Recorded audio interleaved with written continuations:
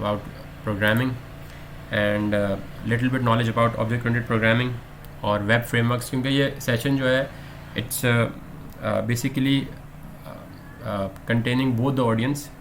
मुझे जो फीडबैक मिला है उसमें हमारे पास 90% ऑडियंस वो है जो कि बेसिकली लारावेल पे काम कर चुके हैं, तो it would not be difficult for me to explain कैट व्हाट इज़ लारावेल। और उसके अलावा ये कि हमारे पास जो आज का एजेंडा है, जो टॉपिक कवर करेंगे, जिस पर हमारा फोकस होगा, वो मैंने हाईलाइट कर दिए हैं। तो मैं सबसे पहले चाहूँगा कि I would let you go through up with the topics that will cover. सबसे पहले तो हम लारावेल का स्मॉल इंट्रोडक्शन ले लेंगे कि what is Laravel and what it is basically, what is the problem that is solving for people. उसके बाद हम एक एप्लीकेशन की लाइफ साइकिल जो लारावेल फ्रेमवर्क प्रोवाइड करता है उसको स्टडी करेंगे। उसके बाद हम थोड़ी अंडरस्टैंडिंग करेंगे हमारे पास जो ऑब्जेक्ट ओरिएंटेड में क्लासेस होती हैं उनकी कम्युनिकेशन के हवाले से। And then we will be discussing a scenario. हम एक बिज़नेस यूज़ केस ले लेंगे छोटा सा और उसको इम्प्लीमेंट किस तरह होता है, लारावेल की जो डिफ़ॉल्ट इम्प्लीमेंटेशन वो कैसे होती है। एंड उसके बाद हम जाएंगे कुछ इंपॉर्टेंट कॉन्सेप्ट्स के ऊपर जो कि मस्ट हैव होने चाहिए हमारे लिए। As a software engineer we must know those concepts. एंड उसके बाद उसी एप्लीकेशन को जो हमने पहले इम्प्लीमेंट किया है उन कॉन्सेप्ट्स के साथ इम्प्लीमेंट करेंगे जो कि हमने अंडरस्टैंड किए होंगे, और लास्ट में हम क्वेश्चन आंसर ले लेंगे। अच्छा, एक और बात मैं बताना चाहूँगा कि हमारे पास इस पूरे सेशन के अंदर बेसिकली ऐसा नहीं होगा कि हम कोई एप्लीकेशन डेवलप करके उसको चला के देखेंगे। पूरा सेशन जो है वो कॉन्सेप्चुअल लर्निंग के हवाले से, जो कॉन्सेप्ट्स हैं, जो बेसिकली मेथडोलॉजीज़ हैं, जो एक बेसिक्स हैं, उन पे थोड़ा फोकस करेंगे। और फ्रेमवर्क जिस तरीके से बना हुआ है उसको अलाइन करते हुए जो इंडस्ट्री के अंदर प्रैक्टिसेस हैं उसके साथ थोड़ा सा देखेंगे कि क्या ऐसी चीज़ें हैं जो कि उम्मन जब हम डॉक्यूमेंटेशन पढ़ते हैं फ्रेमवर्क की या हम कोई चीज़ को इम्प्लीमेंट करने चाहते हैं तो हमें एग्जांपल्स में तो वो चीज़ें नहीं मिलती, बट जब भी हम अगर बेहतर इम्प्लीमेंटेशन की तरफ जाएँ तो वो हमें वो करनी चाहिए। तो आई होप टॉपिक्स क्लियर हैं। अच्छा, अगर किसी को कुछ क्वेश्चन दें तो वो थोड़ा सा सब्र कर लीजिएगा। हम एक टाइम आएगा जब क्वेश्चन भी सबसे वन ऑन वन करके पूछेंगे। अच्छा, तो बिस्मिल्लाह करते हैं पहले टॉपिक की तरफ। Laravel basically is a free open source PHP framework created by Taylor Otwell and intended for the development of web applications. अच्छा, initially it was like for web applications जो कि हमारे websites हैं, web applications हैं, backend हैं। Following the MVC architectural pattern, I must think that everyone should know MVC, what is MVC, and it is based on Symfony libraries, which is the base of Laravel. Other than that is the full stack framework and also an API framework. The Laravel that it started and Laravel that is now has a lot of difference. It started as a web framework, but now it contains much more than only web. So it's not limited to it and it's enhancing its scope. So therefore उसको थोड़ा सा हर aspect से हमें समझने की ज़रूरत है। अच्छा, we'll focus our discussion considering it as an API framework, यानी कि हमारे पास Laravel के मल्टीपल इस्तेमाल हैं। हम उसके थ्रू वेब एप्लीकेशन बनाते हैं, वेबसाइट्स बनाते हैं, APIs बनाते हैं, बैकग्राउंड जॉब्स लिखते हैं, स्केड्यूलर्स लिखते हैं। बट अभी हमारी जो फोकस होगा वो थोड़ा सा APIs डेवलपमेंट की तरफ होगा कि how with best practices we can write APIs। तो हम एक्सेशंस, व्यूज़ और इस तरह के डिस्कशंस को थोड़ा एक्सक्लूड करेंगे अपने डिस्कशन में। And will be more focused on discussing patterns that improve our daily application development process. Okay, तो सबसे पहले अगर देखें Laravel की request life cycle, basically it's an HTTP protocol based life cycle जो कि स्टार्ट होती है रिक्वेस्ट से। एक क्लाइंट रिक्वेस्ट करता है एंड इन द एंड उसको रिस्पांस मिल जाता है, ठीक है। And the response can be an HTML page और it can be a JSON response और XML रिस्पांस और whatever we want to do. तो request life cycle HTTP based है। हमारे पास Laravel एक index.php फाइल प्रोवाइड करता है। उसके बाद जब रिक्वेस्ट आगे जाती है तो there is an HTTP kernel because it's an HTTP request. HTTP kernel जो है वो बेसिकली सर्विस प्रोवाइडर्स को हैंड ओवर करता है रिक्वेस्ट। सर्विस प्रोवाइडर्स क्या हैं, कैसे काम करते हैं, वील डिस्कस थोड़ा आगे जाके करेंगे, डिटेल में करेंगे डिस्कस। और हमें रजिस्टर करने पड़ते हैं और बूट स्ट्रैपिंग भी करनी पड़ती है सर्विस प्रोवाइडर्स की। ये सर्विस प्रोवाइडर्स बेसिकली वो सोर्स हैं, वो चीज़ें हैं जो कि आपकी एप्लीकेशन के अंदर आपके लिए काम आसान कर देती हैं और आपको फोकस करने देती हैं सिर्फ business logic of the application के ऊपर, और बाकी का सारा काम लारावेल कर लेता है। तो service providers is a basically very important aspect if you are using Laravel, and you should know at least know the basics of how and what they actually do. Other than that, उसके बाद फिर जाती है request राउट की तरफ, जो हम routes बनाते हैं, API के राउट्स बनाते हैं, वेब के राउट्स बनाते हैं, and then there is a middleware. if we want to go pass our application request to a middleware, then we can do that as well. And then obviously it hands over the request to controller, and controller decides whether to return the response directly or pass on to the view. This is basically a basic life cycle of an application जो कि Laravel provide करता है. It looks easy, but and it also looks a bit magical, but उस magic के पीछे actual में क्या concepts हैं उसको we have to understand. अच्छा, हमारे पास जब हम Laravel की डॉक्यूमेंटेशन ओपन करते हैं तो हमारे पास बहुत सारे बज़वर्ड्स आते हैं: service provider, service container, dependency injection, solid, inversion of control, middleware. अभी हमने डायग्राम में भी कुछ गो थ्रू किए थे, तो काफ़ी कन्फ्यूजन क्रिएट होती है क्योंकि documentation carries on with all the explanations and examples, but we actually if we deep dive into that documentation without knowing this concepts, हमें काफ़ी प्रॉब्लम होती है और हम शायद उसको उस तरह नहीं समझ पाते जिस तरीके से ऑथर ने उसकी इंटेंशन है समझाने की.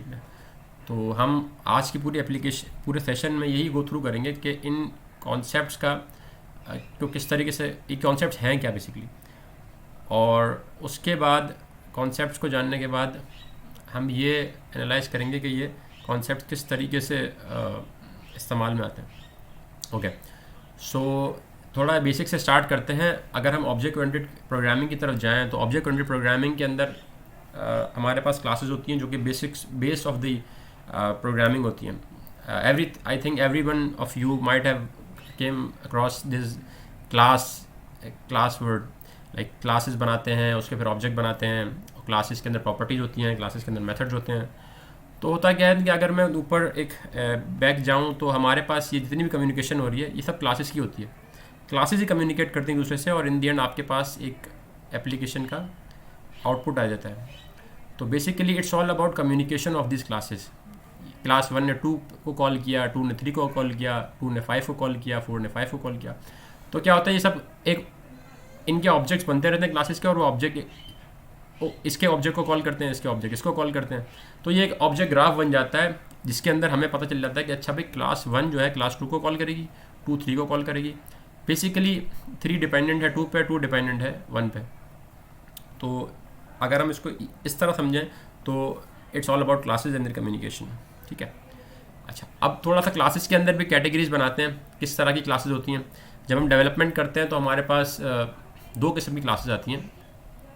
वैसे तो बहुत किस्म की होती हैं, बट मैं हाईलाइट इसलिए कर रहा हूँ 2 किस्म की क्योंकि जब हम लारावेल फ्रेमवर्क को यूज़ करते हैं तो हमें इन 2 तरह की क्लासेस से बेसिकली बताया जाता है. नंबर 1 इज़ एंटिटीज़ और मॉडल्स, यानी कि वो क्लासेस जो कि प्रॉपर्टीज़ होल्ड करती हैं, यानी कि प्रॉपर्टीज़ होती हैं, उनके सेटर्स गेटर्स होते हैं, एट्रीब्यूट्स होल्ड करती हैं. जैसे मिसाल के तौर पे हम एग्जांपल ले लेते हैं, कार की क्लास है, इंजन की क्लास है, सीट की क्लास है. तो उसकी अपनी प्रॉपर्टीज़ हैं, कार की कुछ प्रॉपर्टीज़ हैं, कार इंजन की प्रॉपर्टीज़ हैं. It's basically model of what we see in real life. हम रियल लाइफ में इंजन देखते हैं, उसकी कुछ प्रॉपर्टीज़ होती हैं, कार देखते हैं, उनकी कुछ प्रॉपर्टीज़ होती हैं. और दूसरी किस्म की क्लासेस होती हैं सर्विसेज. चूँकि टॉपिक का नाम ही क्लीन सर्विसेज डेवलप करना है, तो हमारा जो मेन फोकस होगा वो सर्विसेज की तरफ होगा. तो जो दूसरी कैटेगरी की क्लासेस होती हैं वो होती हैं सर्विसेज. सर्विसेज कौन सी क्लासेस होती हैं? जो कि बिहेवियर होल्ड करती हैं. बिहेवियर का मतलब ये है कि आपने एक ऑब्जेक्ट अपनी रियल लाइफ में को आपने इम्यूलेट किया कार को, तो you can say create car service, get all cars, या get car by model, whatever. तो वो बेसिकली उसका एक बिहेवियर होता है कि कोई काम करवाना चाह रहे हैं, या कुछ उसकी कोई एक वर्ब होता है, या कुछ कोई बेसिकली कोई एक बिहेवियर को शो करता है उस चीज़ के. क्रिएट यूज़र हो गया, लॉगिन हो गया, ऑथेंटिकेशन हो गया, that is all behaviour and we call it service. And the difference between these two type of classes is very clear now. उसके अलावा एक और रीज़न ये भी है कि ऑब्वियसली एक सर्विस भी, जिस तरह हमने पीछे देखा, एक सर्विस दूसरी सर्विस पे भी डिपेंडेंट हो सकती है और एक मॉडल दूसरे मॉडल पे भी डिपेंडेंट हो सकता है. तो इसका मतलब ये है कि ये एक कॉम्बिनेशन होगा कि can be dependent on other services and models and this can be dependent on other models. अच्छा, सर्विसेज के अंदर एक आपको डिफरेंट फैक्टर ये भी मिल सकता है कि एक सर्विस पूरी एप्लीकेशन लाइफ साइकिल में, यानी अगर मैं एक एप्लीकेशन की लाइफ साइकिल देखूँ तो सर्विस बेस्ड क्लासेस जो होती हैं मोस्टली इंस्टेंशिएट होती हैं once, they are instantiated once, where as the classes that are models they most likely have need of instantiating more than once. यानी उनके ऑब्जेक्ट मल्टीपल बन सकते हैं but the thing that services come up is like singleton. उन्हें हम singleton कहते हैं कि we only need one object of this class in the entire life cycle, be it instantiated for n number of times. So this is basically the two type of categories that we foresee and we'll be focusing on them. Okay, so दोबारा से classes communication discuss करते हैं, because हम अगर classes की communication discuss करेंगे उसके बाद ही हमें लारावेल के इंटरनल्स और अपनी एप्लीकेशन डेवलपमेंट को समझ में चीज़ें आना शुरू हो जाएंगी. तो क्लासेस की कम्युनिकेशन के लिए हम एग्जांपल लेते हैं, बहुत सिंपल एग्जांपल लेते हैं. हमारे पास एक सर्विस है जिसका नाम है क्रिएट यूज़र, यानी कि हम यूज़र क्रिएट करेंगे सिस्टम में, और एक सर्विस है जिसका नाम है गेट यूज़र, यानी कि हम यूज़र को गेट करेंगे. क्रिएट यूज़र डिपेंडेंट है यूज़र मॉडल के ऊपर, यानी कि हम इस एंटिटी के ऊपर. यूज़र डिपेंडेंट है सब्सक्रिप्शन मॉडल के ऊपर, और यूज़र डिपेंडेंट है रोल मॉडल के ऊपर. तो जो आप एरोज देख रहे हैं, if it's visible to all of you, it shows the flow that create user is calling user model is calling subscription model, and get user is also calling user model. It means आपने जब get user service का code लिखना start किया, function start किया, उसके अंदर आपने पहला वर्ड लिखा कि dollar object is equal to new user model. आपने इसकी सर्विस में कहा कि I need this thing and this says I need this thing.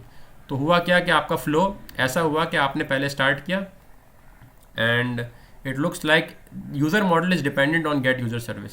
यानी जब तक यूज़र मॉडल को कॉल नहीं किया जाएगा गेट सर्विस से, यूज़र मॉडल का कोई फ़ायदा नहीं है. तो user model will be called by this gate user service. आप इस फंक्शन के अंदर जाके इसको कॉल करेंगे तो ऑब्वियसली आपकी डिपेंडेंसी जो है यूज़र मॉडल की गेट यूज़र सर्विस पर रहेगी. सिमिलरली यूज़र मॉडल की डिपेंडेंसी क्रिएट यूज़र सर्विस पर रहेगी. तो ये बेसिकली वो फ्लो है जो कि हम एग्जाम्पल्स में देखते हैं और जो कि हमें नज़र आता है. ठीक है, मज़ीद आगे बढ़ते हैं, थोड़ा सा इसकी और एस्पेक्ट्स देखते हैं, एक सिनेरियो डिस्कस करते हैं. बेसिकली इसको बड़े डिटेल में पढ़ते हैं. Design and develop an API to create a user and to get a user. And create a user के अंदर हमारे पास रिक्वायरमेंट ये आई है कि यूज़र का डेटा जो है वो MySQL डेटाबेस में जाएगा और store user information in cache and store user profile in Mixpanel. This tool can be changed in future.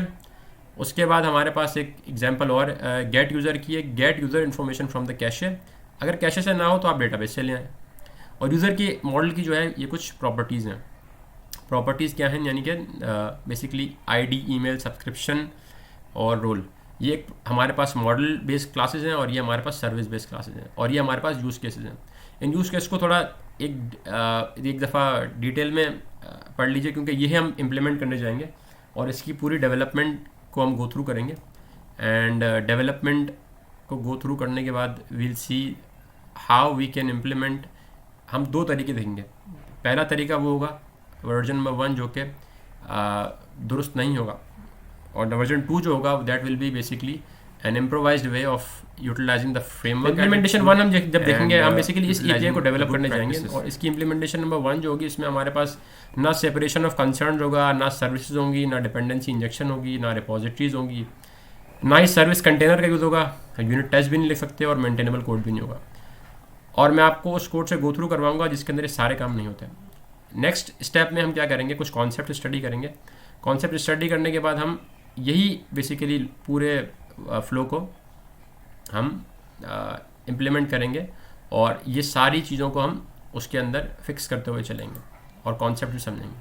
अच्छा, तो मैं अभी अपने कोडिंग एडिटर आपसे शेयर कर रहा हूँ। क्या मेरा कोडिंग एडिटर विजिबल है आपको? विजिबल है ओके जी, विजिबल है। ओके। Yes, तो हमारे पास यहाँ पे जो है इनिशिएट होती है रिक्वेस्ट, हमने देखा था राउट से हम इनिशिएट होती है, क्योंकि राउट से पहले का काम जो है वो फ्रेमवर्क खुद कर रहा होता है और राउट के बाद का जो काम है वो हमें करना होता है एज ए एप्लीकेशन डेवलपर। ठीक है, तो हम बेसिकली राउट के बाद वाला काम देख रहे होंगे।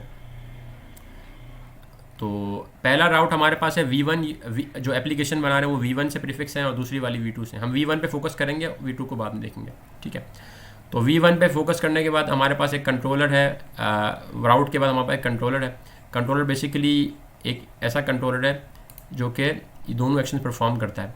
इफ़ आई से यूज़र कंट्रोलर, देन हमारे पास यूज़र कंट्रोलर में बेसिकली दो मेथड्स हैं, that they are create and that is gate.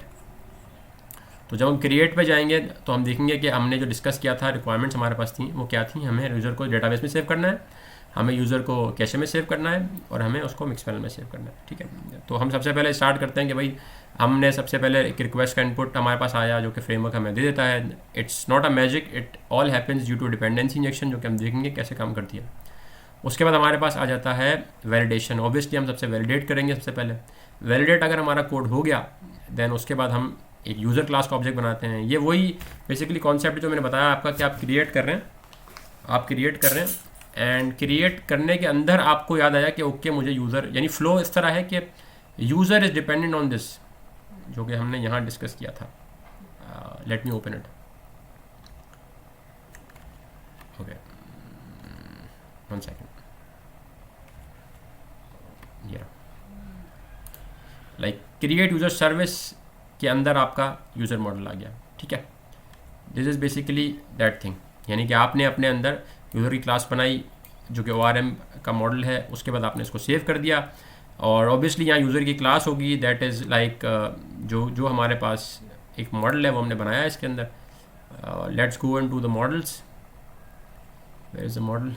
Here is the model and here is the user model. ये वो मॉडल है, तरीका है जो कि लारावेल हमें बताता है कि how to create a model. हमें रिलेशनशिप्स बयान कर दी रोल से, सब्सक्रिप्शन से, और हमने रोल सब्सक्रिप्शन के भी मॉडल बना दिए। ठीक है, अच्छा, उसके बाद हमारे पास क्या है, जब वंस ये यूज़र आ गया तो हमारा अगर यूज़र सेव हो चुका तो हम उसके बाद कैशे में डालेंगे। आप कैशे में कैसे डालेंगे? ऑब्वियसली या तो कैशे की कोई लाइब्रेरी यूज़ करेंगे, उसके हेल्पर फंक्शन यूज़ करेंगे। तो हमने कुछ हेल्पर्स बनाए हैं, यहाँ पे हेल्पर्स हमने बनाए cache helper and mix panel helper.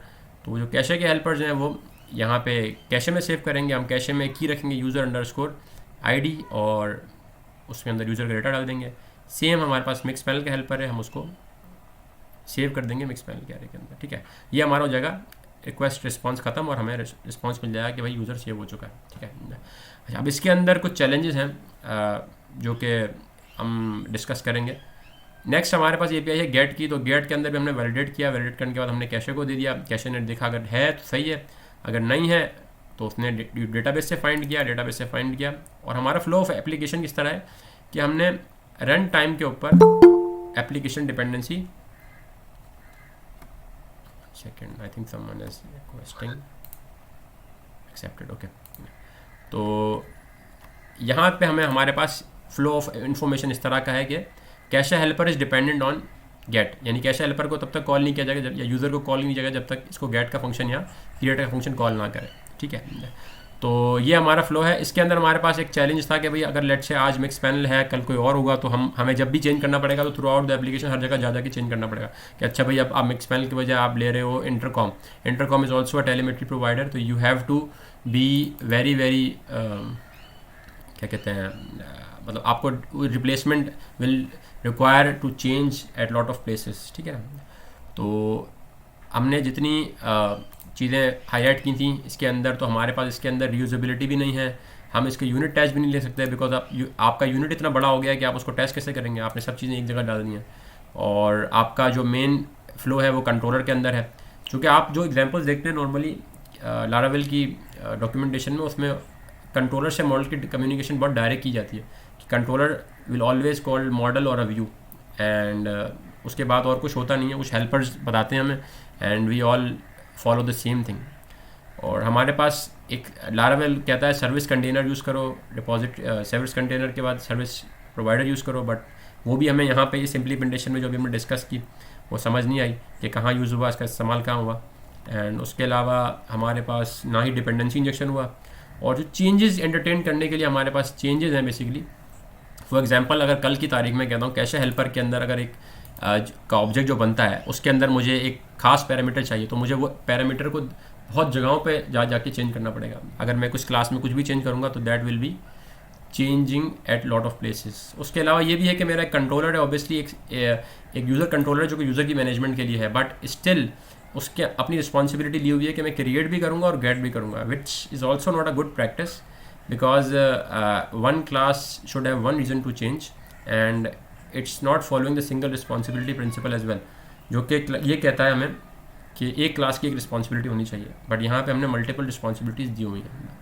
तो these are the things that we come across if we follow the traditional method that we see in examples and documentations that framework basically writer has provided.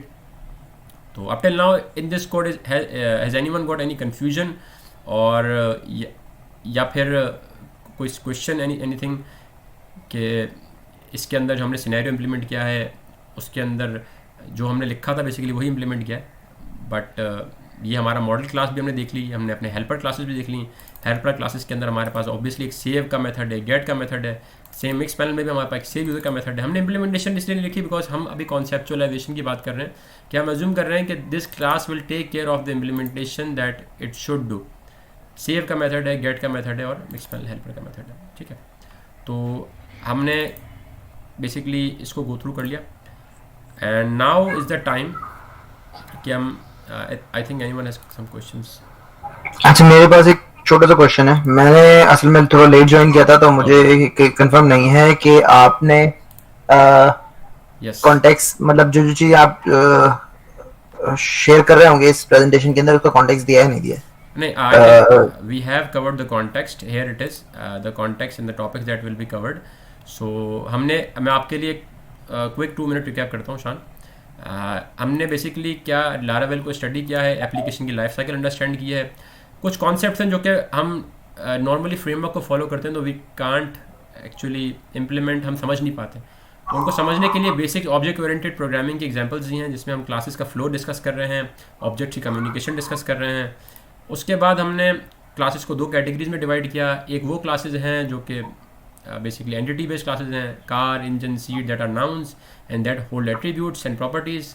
और कुछ ऐसी classes हैं जो behaviour hold करती हैं, like some action, create car service, get all cars, right. तो ये हमने अभी डिस्कस किया और हमने एप्लीकेशन का फ्लो डिस्कस किया कि एरो किस डायरेक्शन में जाएगा। अगर हम एप्लीकेशन स्टार्ट करेंगे तो हमारा एरो इस तरह जा रहा है कि क्रिएट सर्विस के अंदर हमने यूज़र मॉडल कॉल किया, यूज़र मॉडल के अंदर सब्सक्रिप्शन मॉडल का रिलेशनशिप बन गई। तो हुआ क्या है कि हमारा फ्लो इस तरफ जा रहा है, यानी कि हमारी क्लासेस यूज़र मॉडल डिपेंडेंट है इसके ऊपर, यूज़र मॉडल डिपेंडेंट है इसके ऊपर, गेट्स है यूज़र सर्विस के ऊपर। उसके बाद हमने एक सिनेरियो डिस्कस किया जिसको हम हमने एक इम्प्लीमेंटेशन को कहा it's version 1 of the implementation, यानी कि ये वर्जन 1 है जिसके अंदर हमने यही 2 APIs को बताया कि हमने इम्प्लीमेंट कैसे किया है। हमने इम्प्लीमेंट करते वक्त यही फ़्लो जो हमने डायग्राम में बताया था, हमने एग्जैक्टली वही फ़्लो को इम्प्लीमेंट कर दिया है, जिसके अंदर हमने ये हाईलाइट किया कि इसके अंदर क्या खामियां हैं, क्या चीज़ें हम नहीं कर पाते। सेपरेशन ऑफ कंसर्न्स भी नहीं है, यानी कि basically if you say that create and get are very separate things but we have coupled them in a single class, that is not single responsibility principle, जो कि सेपरेशन ऑफ कंसर्न्स को violet करता है। हमारे पास services भी नहीं है। Normally जब आप फ्रेमवर्क को डॉक्यूमेंटेशन फॉलो करते हैं तो there is not concept of a service class there, it's always controller calling the model. तो हम लोग सर्विसेज भी नहीं है, डिपेंडेंसी इंजेक्शन भी हम नहीं कर रहे हैं, हम डायरेक्ट डिपेंडेंसीज हार्ड कोड कर रहे हैं। रिपोजिटरीज भी नहीं है। Repositories, what are repositories? it's a special type of class that we'll study a little later. Service container हम यूज़ नहीं कर रहे जो कि लारावेल का मेन इंग्रेडिएंट है। यूनिट टेस्ट हम लिख नहीं सकते because the application is not divided into units properly, it's a one flow from start to end and maintainable नहीं है, जो कि मैंने आपको बताया कि अगर लेट्स से कल को कोई भी एक हेल्पर क्लास या कोई भी क्लास चेंज हो जाती है तो हमारे पास उसकी डिपेंडेंट क्लासेस को भी चेंज होना पड़ेगा। इस क्लास के चेंज होने पे तमाम इम्प्लीमेंटेशन को चेंज होना पड़ेगा। तो this was the recap of what we have discussed so far. Other than that अब हम जाते हैं इसको सॉल्व करने के लिए। I would first present that let's solve this problem within the same system and address them one by one basically, but we need to understand few concepts before. हमें understand करना पड़ेगा dependency injection को, single responsibility principal को, don't repeat your self, service pattern, service container को, service provider को और repository pattern को।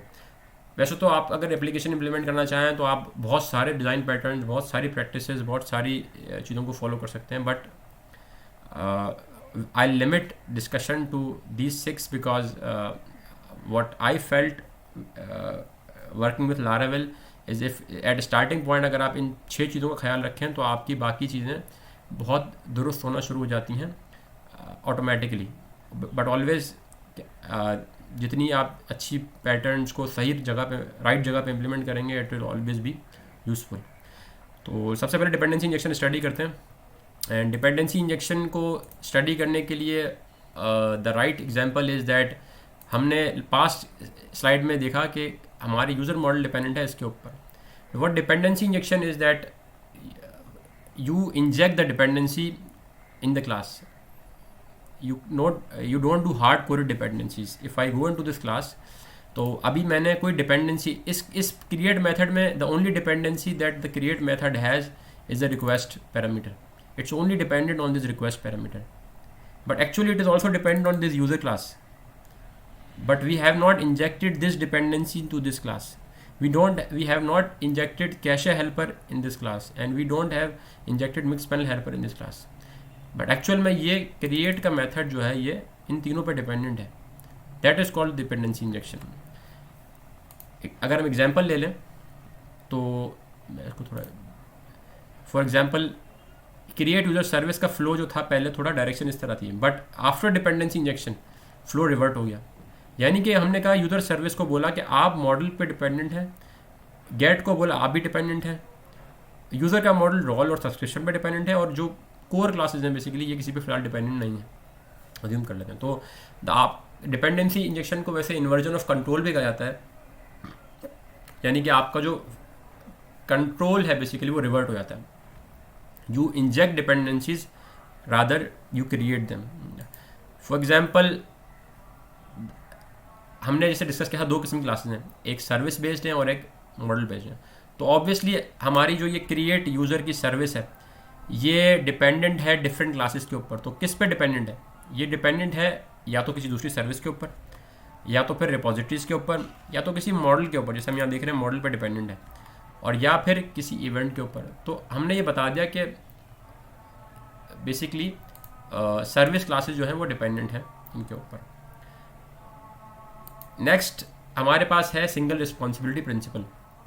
Single responsibility principle मैंने बताया कि एक क्लास की एक रिस्पॉन्सिबिलिटी है, यानी कि हम ये भी कर सकते हैं कि हम MVC की बजाय ADR पैटर्न यूज़ करें, that is action domain response.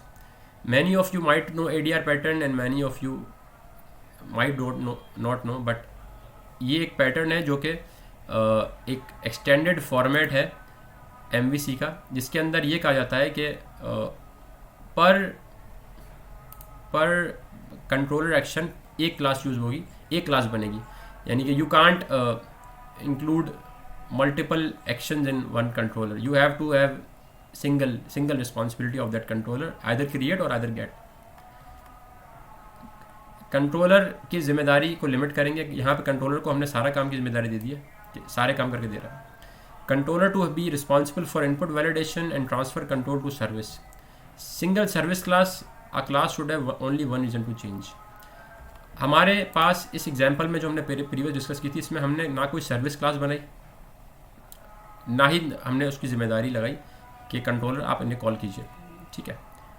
उसके अलावा हमारे पास रिपीट योर सेल्फ का एक कॉन्सेप्ट है, don't repeat your self. Basically अगर मैं अपना सारा कोड यहाँ लिख देता हूँ कंट्रोलर के अंदर, and controller is basically an HTTP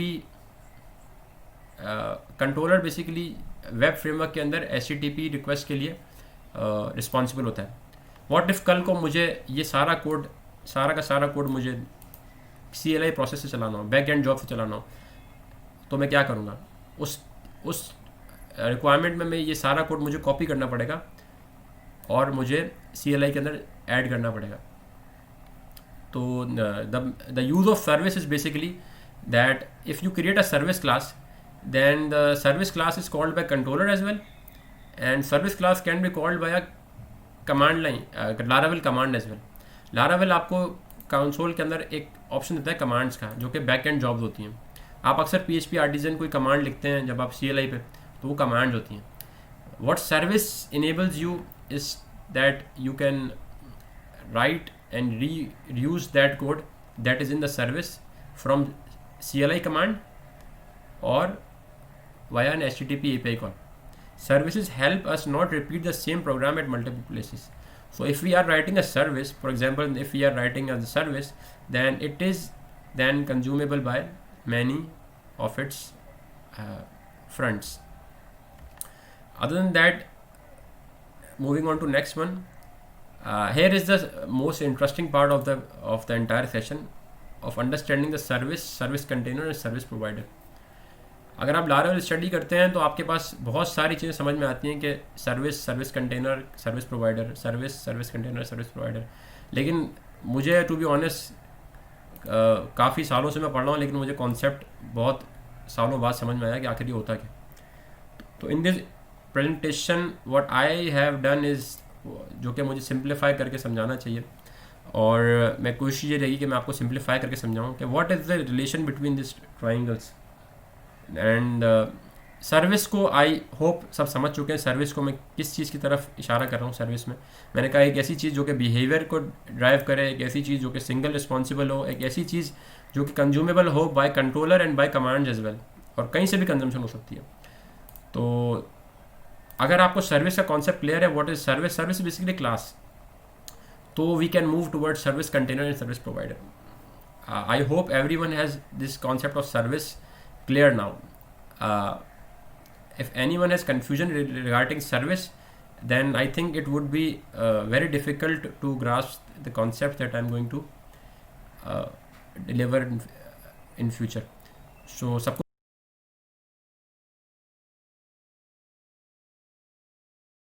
करेंगे। बेसिकली सर्विस कंटेनर क्या है, आप खुद देखें। एक सर्विस कंटेनर है, हमने जो पास्ट में सर्विसेज लिखी थी, create user service, gate user service, ये हमने लिखी थी, इसका एक कंटेनर है। यानी कि ये वो एक डब्बा है जिसके अंदर आप सर्विसेज रख देते हैं जाके, और बताते हैं कि भाई ये सर्विस जो है ना, ये इस पे डिपेंडेंट है, ये सर्विस जो है ये इस पे डिपेंडेंट है। आप सर्विस और उसकी डिपेंडेंसीज को मेंशन कर देते हैं, एक कंटेनर में डाल देते हैं। अब वो सर्विस क्लास कोई सी भी हो, चाहे वो मॉडल क्लास हो, चाहे वो सर्विस क्लास हो। मैंने हाईलाइट इसलिए किया यहाँ पे कि जितनी डिपेंडेंसी इस क्लास की हैं आप कंटेनर को बता देंगे कि भाई ये देखो, ये मेरी डिपेंडेंसीज हैं, यहाँ रख दो। सर्विस कंटेनर का इससे ज़्यादा कोई काम नहीं है। अब सर्विस कंटेनर आपकी एप्लीकेशन के अंदर जो सर्विसेज बनाते हैं आप, जैसे अभी हमने बनाई create user service, gate user service, उनकी भी डिपेंडेंसीज मैनेज करता है।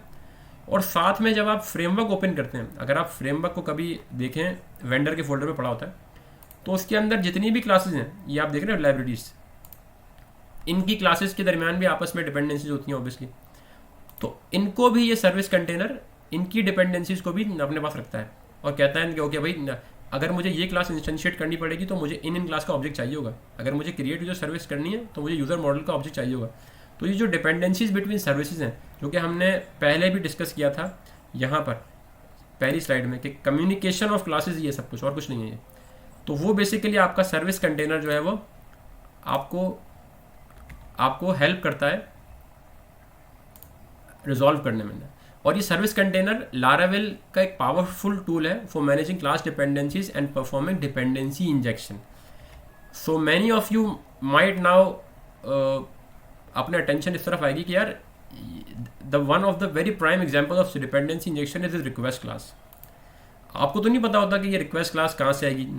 आप तो कहते हैं यार ये कोई मैजिक है, पीछे से कोई कॉल करके भेज रहा है, ठीक है ना। तो this is one of the very prime examples of dependency injection, that how service container को जब मैंने बोला कि मेरे मेथड में मुझे रिक्वायरमेंट है इस क्लास की, तो इसने मुझे ऑटोमेटिकली एक रिक्वेस्ट क्लास का ऑब्जेक्ट बना के दे दिया। अगर मैं रिक्वेस्ट क्लास में जाऊँ तो रिक्वेस्ट क्लास जो है वो उसके कंस्ट्रक्टर में जाऊँ, लेकिन कंस्ट्रक्टर तो है नहीं, तो शायद रिक्वेस्ट क्लास किसी दूसरी क्लास पे डिपेंडेंट भी हो या शायद ना हो। ऐसा ज़रूरी नहीं है कि आप सर्विस कंटेनर को जिस क्लास का बताएं वो ज़रूरी ही डिपेंडेंट हो। अगर आपकी क्लास किसी दूसरी क्लास पे डिपेंडेंट नहीं है, फ़र्ज़ कीजिए क्रिएट यूजर सर्विस किसी क्लास पे डिपेंडेंट नहीं है, वो खुद अपना काम कर रही है, वो मॉडल पे डिपेंडेंट नहीं है, वो मिक्स पैनल हेल्पर पे डिपेंडेंट नहीं है, तो सर्विस कंटेनर आपको उसका एक सिंपल ऑब्जेक्ट रिटर्न कर देगा कि ओके भाई ये लें आप ऑब्जेक्ट, सिंपल ऑब्जेक्ट ले लें और काम कर लें। ठीक है, अब हमें इन दो चीज़ों में सर्विस भी समझ आ गई, सर्विस कंटेनर भी समझ में आ गया। अब इस सर्विस प्रोवाइडर क्या चीज़ है?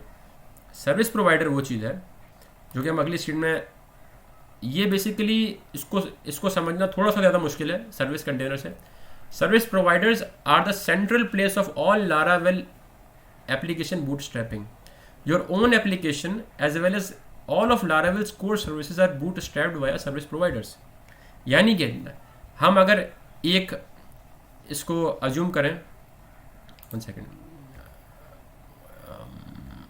let me present again.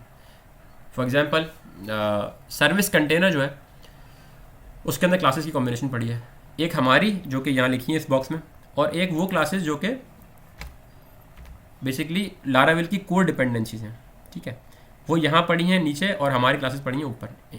Service provider क्या करता है, जब आप लारावेल को स्टार्ट करते हैं एप्लीकेशन के अंदर, तो आपके पास service provider basically provides these classes to container, यानी कंटेनर के अंदर जाकर रख देता है कि भाई ऐप सर्विस प्रोवाइडर होता है हमारी एप्लीकेशन का सर्विस प्रोवाइडर, यानी कि सर्विसेज को प्रोवाइड करता है, इसका नाम ही है सर्विस प्रोवाइडर।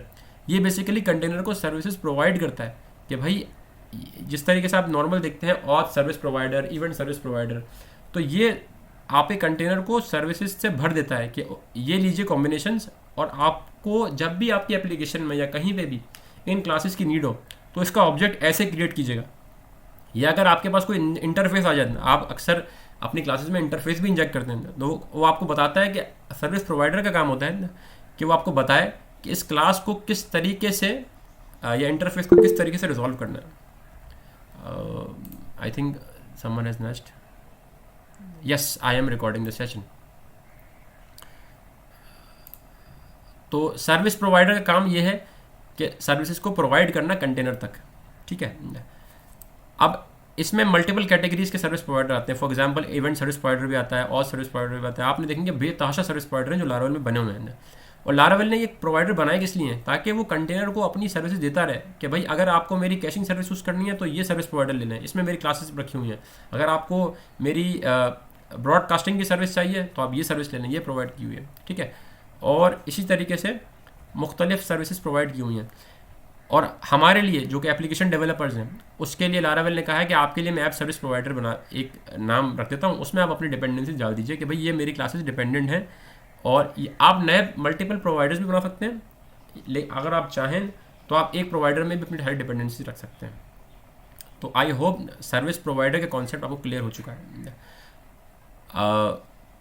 अगर किसी को क्लियर नहीं हुआ तो मुझे दोबारा बताइए, मैं समझाता हूँ। Because these three things are the building blocks if you want to understand and have a very good grip on Laravel.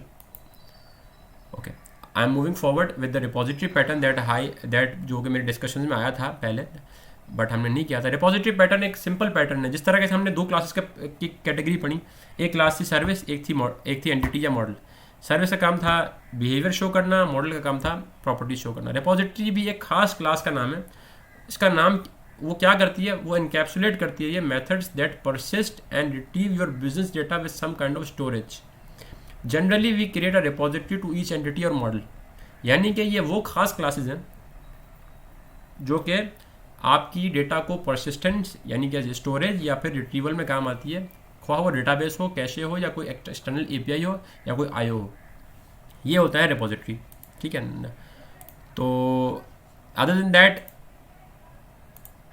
अगर हमें ये कॉन्सेप्ट क्लियर हो चुके हैं तो फिर हम दोबारा जाते हैं अपनी उस एप्लीकेशन की तरफ जो कि हमने पहले बनाई थी, और अब हम उस एप्लीकेशन को इन तमाम कॉन्सेप्ट्स को मद्देनज़र रखते हुए इम्प्लीमेंट करेंगे, जो कि service container, service repositories and services इस तरह से थी। तो सबसे पहले हम आते हैं राउट्स के अंदर। दोबारा राउट्स को इसलिए डिस्कस कर रहे हैं क्योंकि routes is the main place where the flow of application starts. Let me go into the routes. We are developing APIs, तो हम API.php में जाएंगे। हमारे पास पहले था यूज़र कंट्रोलर, नाउ अब हमारे पास अलग कंट्रोलर्स हैं, यानी कि यूज़र क्रिएट कंट्रोलर अलग है और यूज़र गेट कंट्रोलर अलग है।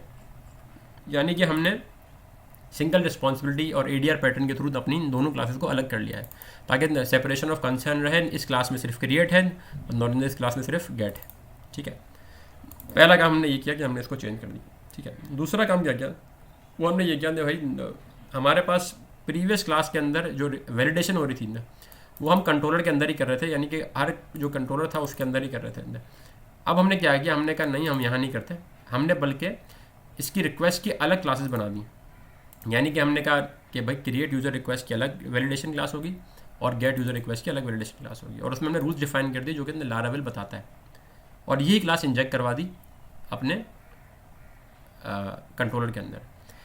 ये वही कॉन्सेप्ट हैं जो सिंगल रिस्पॉन्सिबिलिटी को बताते हैं कि ये इसकी रिस्पॉन्सिबिलिटी इस रिक्वेस्ट को वैलिडेट करना है, ना कि इस रिक्वेस्ट को वैलिडेट करना। तो हम चले जाते हैं अपने क्रिएट यूज़र कंट्रोलर में और देखते हैं कि ये क्लास यहाँ इंजेक्ट हो चुकी है, बिल्कुल हो चुकी है। अब इस क्लास के ऑब्जेक्ट बनाने के लिए मुझे कोई और क्लास की ज़रूरत है? अगर है तो मैं कंटेनर में डाल दूंगा, अगर नहीं है तो मैं नहीं डालूंगा। ठीक है, उसके अलावा हमने क्या किया, हमारा कोड बहुत ही मुख्तसर हो गया, हमारा कंट्रोलर इतना छोटा हो गया, और यहाँ देखें तो कंट्रोलर में ही सारी कहानी हुई थी। ठीक है, हम दोबारा जाते हैं यहाँ पे। दूसरा हमने क्या इंजेक्ट किया, दूसरा हमने इंजेक्ट किया इसके अंदर सर्विस के मुराद वही हो गई जो कि हमने काफ़ी देर से डिस्कस कर रहे हैं कि व्हाट इज़ अ सर्विस। अब हमने एक सर्विस बनाई। सर्विस हमने कहाँ बनाई? अच्छा, आपको बाय डिफ़ॉल्ट सर्विस का फोल्डर लारावेल की बॉयलर प्लेट में नहीं मिलेगा, you have to create this folder for your convenience. आप कहीं भी कर सकते हैं, मैंने यहाँ रूट पे कर दिया और उसके अंदर मैंने एक क्रिएट सर्विस बना दी। यहाँ पे ठीक है, मैंने क्रिएट सर्विस बना दी और मैंने कहा आपकी जिम्मेदारी है काम करना, कंट्रोलर की जिम्मेदारी नहीं है ये काम करना। ठीक है, मैंने बना दी और मैंने कंट्रोलर से इसको इंजेक्ट करवा दिया, और मैंने एक रिस्पॉन्स क्लास इंजेक्ट करवा दी कि भाई मेरा रिस्पॉन्स का मेथड भी शायद चेंज हो जाए, तो इसलिए मैंने उसको भी इंजेक्ट करवा दिया। ठीक है, आगे बढ़ते हैं। सर्विस, क्योंकि सर्विस की रिस्पॉन्सिबिलिटी सारा काम करना। Now service should do the work that we require. तो हम क्रिएट सर्विस में जाते हैं और क्रिएट सर्विस में जाके चेक करते हैं और अपना सिनेरियो को एक दफ़ा रिवाइज करते हैं जो हमने इम्प्लीमेंट किया था। ओके, हमने क्या काम किया था? हमने डेटाबेस में यूज़र बिठाया था, कैशे में बिठाया था और मिक्स पैनल में बिठाया था। ठीक है, वही काम हम इस नई सर्विस से करेंगे। जब हम नई सर्विस से करेंगे तो ऑब्वियसली हमारे पास डिपेंडेंसीज का फ्लो यूँ जा रहा था। अब हमने कहा नहीं, हमें डिपेंडेंसीज इंजेक्ट करनी है। जब इंजेक्शन की बात हुई तो हमने कहा सर्विस कंट्रोलर तो हमारा सर्विस पे डिपेंडेंट है। अगर हम देखें तो हमारा कंट्रोलर तो सर्विस पे डिपेंडेंट है, लेकिन सर्विस खुद भी डिपेंडेंट है। सर्विस किस पे डिपेंडेंट है? सर्विस डिपेंडेंट है यूज़र रिपोजिटरी पे, क्योंकि हमने रिपोजिटरी का डिस्कशन पहले किया था कि रिपोजिटरीज वो क्लासेस होती हैं जो कि डेटा परसिस्टेंस में सेव काम आती हैं, यानी कि हमें सेव करवाना है डेटाबेस में, तो हम रिपोजिटरीज बनाएंगे। और रिपोजिटरीज भी आपको लारावेल में नहीं मिलती, आपको खुद बनानी पड़ती हैं। और रिपोजिटरीज के अंदर हमने 3 कैटेगरी बना दी हैं, कैशे, डेटाबेस और एक्सटर्नल। कैशे की जिम्मेदारी है कैशे में स्टोर करवाना या कैशे से रिट्रीव करवाना। डेटाबेस की जिम्मेदारी है डेटाबेस से रिट्रीव या सेव करवाना। एक्सटर्नल में हम कहते हैं कोई API हो गई, कोई थर्ड पार्टी लाइब्रेरी हो गई, तो आप उसको भी ऐड कर सकते हैं यहाँ पे। ठीक है, तो हमने अपनी सर्विस को डिपेंडेंट कर दिया, रादर हार्ड कोड करते हैं हम यहाँ जाके इज इक्वल टू न्यू करते हैं, is equal to new repository, या हम कहते हैं is equal to new telemetry. हमने क्या किया, हमने यहाँ पे डिपेंडेंसी इंजेक्ट कर दी। जब हमने डिपेंडेंसी इंजेक्ट की तो हमने बता दिया कि भाई आप यूज़र रिपोजिटरी की क्लास का ऑब्जेक्ट यहाँ ले आइएगा, यहाँ पे कैशे रिपोजिटरी और यहाँ पे टेलीमेट्री का कॉन्ट्रैक्ट मैंने जानबूझ के वर्ड यूज़ किया है, क्योंकि I don't want my service to be dependent on a concrete class, rather I want to depend on a contract जिसकी इम्प्लीमेंटेशन चेंज हो सकती है। क्योंकि जब हमने स्टार्ट की थी रिक्वायरमेंट अपनी, तो हमने ये कहा था, अगर मैं इसको रिवाइज करूँ, कि मिक्स पैनल के अलावा ये टूल चेंज हो सकता है। अगर चेंज हो सकता है तो my class should not be dependent on, the service should not be dependent on a concrete class, rather it should be dependent on a contract जिसकी मल्टीपल इम्प्लीमेंटेशन हो सकती हैं. आज मिक्स पैनल इम्प्लीमेंट करते हैं तो कल हम इंटरकॉम इम्प्लीमेंट कर देंगे, कुछ भी इम्प्लीमेंट कर देंगे. But that contract service should be dependent on that contract and not be dependent on that class. Okay, तो हमने ये तीनों चीज़ें इंजेक्ट करी, इस क्लास के वेरिएबल्स को असाइन करी, और यहाँ से हमारा कोड भी मुख्तसर हो गया. हमने सिर्फ रिपोजिटरी में गए, हम अपने रिपोजिटरी को हमने डिफाइन कर दिया कि रिपोजिटरी में क्या है. रिपोजिटरी के अंदर सेव का मेथड है और गेट का मेथड है, और ये रिपोजिटरी कॉन्ट्रैक्ट को इम्प्लीमेंट करती है. और इन द सेम मैनर हमने डेटाबेस के अंदर सेव कर दिया, उसके बाद हमने कैशे में सेव कर दिया, एंड उसके बाद हमने टेलीमेट्री में सेव कर दिया. ठीक है, तो जिस तरह एक खास किस्म की क्लास है जो कि डेटा परसिस्टेंस या डेटा रिट्रीवल के काम आती है. ठीक है ना, ताकि अगर आप कोई ओपन सोर्स कोड यूज़ करेंगे कभी, या कोई लाइब्रेरी यूज़ करेंगे, उसमें रिपोजिटरी हो गया, तो आप समझ जाएंगे कि हाँ यार इसके अंदर कोई ना कोई चीज़ रिट्रीव या सेव हो रही है किसी डेटा स्टोर से. ठीक है ना. ओके, तो नेक्स्ट स्टेप हमारा ये है कि हमने इस सर्विस के अंदर जो चीज़ें इंजेक्ट करी थी ना, उनको हमने इस्तेमाल करना शुरू कर दिया. हमने डेटाबेस की रिपोजिटरी को भी इस्तेमाल किया, हमने कैशे की रिपोजिटरी को भी इस्तेमाल किया, और हमने टेलीमेट्री की रिपोजिटरी को भी इस्तेमाल किया. एक दफ़ा देख लेते हैं कि रिपोजिटरीज का फ्लो क्या है और इसकी बेसिकली ऑर्गेनाइजेशन किस तरह हुई है. कैशे से स्टार्ट करते हैं. कैशे के अंदर कुछ भी नहीं है, हमने एक क्लास बनाई है यूज़र रिपोजिटरी की, उसके अंदर हमने दो मेथड बना दिए हैं, सेट और गेट, और कैशे का हमने एक इंटरफेस इम्प्लीमेंट करवा दिया है जिसके अंदर हमने बता दिया कि इसमें दो मेथड्स होंगे. ठीक है, this is as simple as it could be. We have defined and we have implemented, एंड अगर आपकी और एंटिटीज़ हैं तो आप एंटिटी वाइज डिफरेंट चीज़ इंप्लीमेंट कर दें. सिमिलर है डेटाबेस का भी, कि डेटाबेस में भी आपका मेथड है और आपने इम्प्लीमेंट कराया कॉन्ट्रैक्ट और आपने आगे बढ़ गया. ठीक है ना. एक्सटर्नल के अंदर हमने टेलीमेट्री में जब हम गए तो हमने टेलीमेट्री का कॉन्ट्रैक्ट बनाया कि हमें सेव यूज़र कर दीजिएगा. फॉर एग्जांपल इंटरकॉम भी इम्प्लीमेंट करता है सेव यूज़र को, और मैक्स पैनल भी इम्प्लीमेंट करता है सेव यूज़र को. तो अगर आपकी सर्विस के अंदर राइट नाउ आप जाएं और सर्विस में आप देखें कि अगर आपको टेलीमेट्री कॉन्ट्रैक्ट का कौन सा ऑब्जेक्ट मिलेगा, जो आपको ऑब्जेक्ट मिलेगा वही ऑब्जेक्ट आपके पास यहाँ पे सेव यूज़र कॉल होगा. अब यहाँ पे क्वेश्चन ये आता है कि हमने सर्विस तो पढ़ ली पूरी कि सर्विस चलती किस तरीके से, रिपोजिटरीज भी जाके देख ली ना, ठीक है ना, और मॉडल भी जाके देख लिया.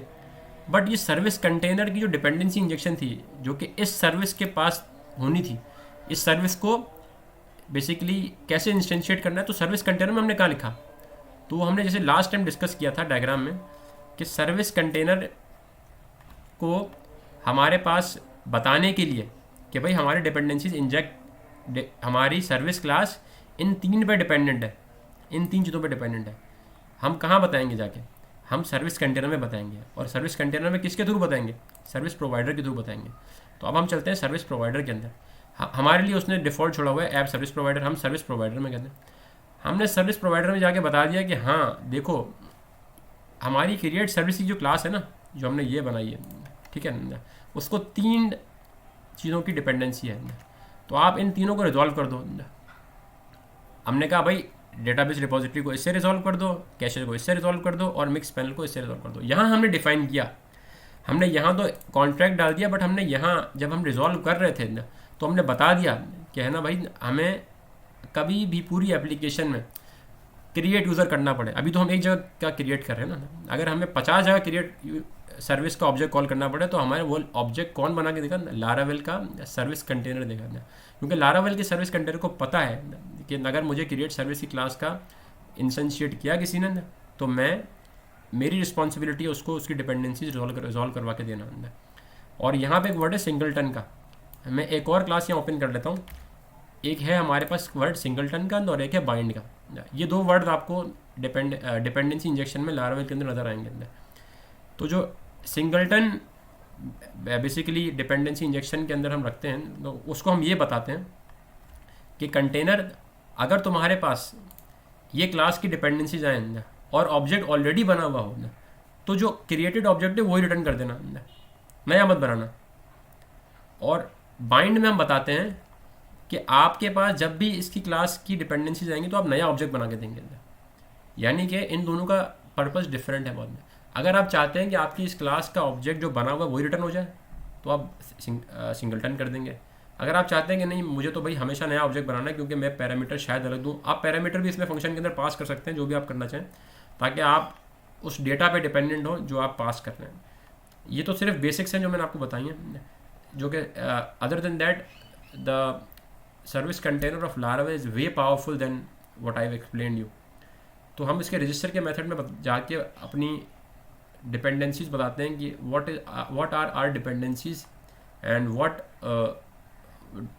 इसका एक और फ़ायदा ये भी होता है कि पूरी एप्लीकेशन में किसी को भी रिक्वायरमेंट आई कि मुझे क्रिएट सर्विस क्लास का ऑब्जेक्ट बनाना है, तो he don't have to worry about कि वो ऑब्जेक्ट कैसे क्रिएट होगा। वो सिर्फ एक कीवर्ड लिखेगा, वो keyword is the default way of instantiating an object. The keyword is this app make, and I'll say make me an object of create service, and when I say this it means कि मुझे आप इस class का object बना के दे दें। तो वो क्या करेगा, this method basically calls the Laravel service container and asks it to return the object of this class. तो ये बेसिकली हमारे पास एक फ्लो है। क्योंकि अभी हमने ये मेक कॉल नहीं किया, क्यों नहीं कॉल किया, क्योंकि हमने अपने कंट्रोलर के अंदर इंजेक्शन बता दी थी। क्योंकि हमने इंजेक्शन बता दी थी इसीलिए हमें ऑटोमेटिकली उसने इंजेक्ट करके दे दिया। अदर देन दैट अगर हम कहीं रन टाइम पे चाहते हैं तो हमें वो भी दे सकता है। तो बेसिकली हमारा कोड जो था, जो पहले था और जो अभी है, उसमें डिफरेंस जो है वही आया कि हमने डिपेंडेंसीज इंजेक्ट करी, लारावेल का सर्विस कंटेनर यूज़ किया, अपनी जो एप्लीकेशन की रिट्रीवल और स्टोरेज की लॉजिक थी उसको इनकैप्सुलेट कर लिया रिपोजिटरीज़ के पीछे, ताकि इसको हम कहीं सेपरेट भी कर सकें और एक जगह साइट पे भी कर दें। और दूसरा, हमने ऐप सर्विस प्रोवाइडर जिसकी रिस्पॉन्सिबिलिटी थी कि मुझे प्रोवाइड करना सर्विसेज को, हमने वो भी बता दी। तो हमने इस फ्रेमवर्क के अंदर उसके बेस्ट पॉसिबल यूज़ के हिसाब से अपने कोड को ऑर्गेनाइज़ किया और उसको बेसिकली अब्यूज़ नहीं किया, और जो उसने फीचर्स प्रोवाइड किए थे उन्हीं के थ्रू हमारी चीज़ें काफ़ी स्पीड अप भी हो जाती हैं और ऑर्गेनाइज रहती हैं। And the most important thing about creating this service and dependency injection is that आपका कोड क्लीन रहता है और साथ में आपका कोड के अंदर आपके यूनिट टेस्ट भी लिखे जा सकते हैं। For example, if I want to write the test of this service, then मुझे लिए बहुत सिंपल है, मैं सिर्फ इस क्लास को ये पैरामीटर प्रोवाइड करने हैं और मुझे कंस्ट्रक्टर में और सिर्फ ये 2 पैरामीटर प्रोवाइड करने हैं, और मेरे पूरे कोड में कहीं भी हार्ड कोड डिपेंडेंसी नहीं है, तो मैं इनकी मॉक इम्प्लीमेंटेशन या फिर इनकी फेक इम्प्लीमेंटेशन को पास करूँगा और अपना काम इस मेथड के थ्रू टेस्ट कर लूँगा, जो कि मेरे लिए बड़ी आसान हो जाएगी। जबकि अगर मैं यहाँ देखूँ जो मैंने पहले किया था, तो मैं इस मेथड को यूनिट टेस्ट कर ही नहीं सकता, क्योंकि ये एक यूनिट नहीं है, ये यूनिट खुद डिपेंडेंट है दूसरे यूनिट्स के ऊपर। तो इसीलिए हमारे पास यूनिट टेस्टिंग की चीज़ें भी अनलॉक हो गई।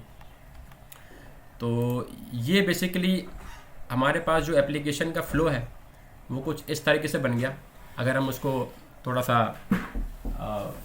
देखें तो हमारे एप्लीकेशन का फ़्लो कुछ ऐसे बना कि फॉर एग्जांपल HTTP रिक्वेस्ट आई, राउट पे गई, राउट से मिडलवेयर, मिडलवेयर से कंट्रोलर, कंट्रोलर से सर्विस, एंड देन सर्विस से शायद दूसरी सर्विस, एंड सर्विस से शायद हाइपर क्लासेस या शायद इवेंट्स, एंड सर्विस से ही आगे हमारे पास रिपोजिटरीज बनी, एंड रिपोजिटरीज के बाद हमारा जो फ्लो है वो गया मॉडल्स की तरफ, एंड मॉडल से रिवर्ट होते हुए दोबारा रिपोजिटरीज, सर्विस एंड कंट्रोलर की तरफ चले गया। तो हमारी एप्लीकेशन का फ्लो कुछ ऐसा बना कि उसने सर्विस कंटेनर्स को भी यूज़ कर दिया और रिपोजिटरीज के पीछे हमारी चीज़ें भी हाइड हो गई एंड रीयूजेबिलिटी भी आ गई। तो हमारी पास कुछ clean services in the and result में आ गई। And in the conclusion, what in the implementation 2 are the things that we have not covered in implementation 1 is that we have addressed the separation of concerns via ADR, the separation of controllers and the services. Services are also addressed, dependency injection is addressed, repositories are addressed, service container has been used, and we are now also able to write unit tests, and the code is maintainable now. So we've addressed all these things in the implementation number 2 that we haven't addressed in implementation number 1. So from my side, this was it.